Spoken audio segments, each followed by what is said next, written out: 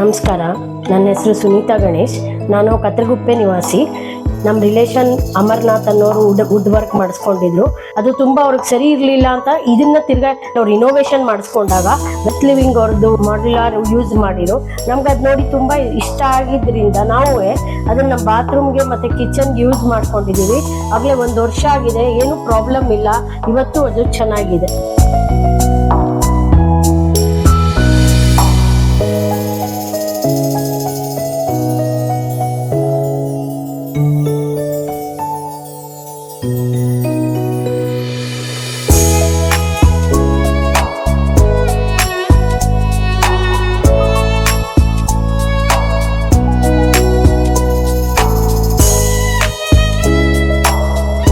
ಧನ್ಯವಾದಗಳು.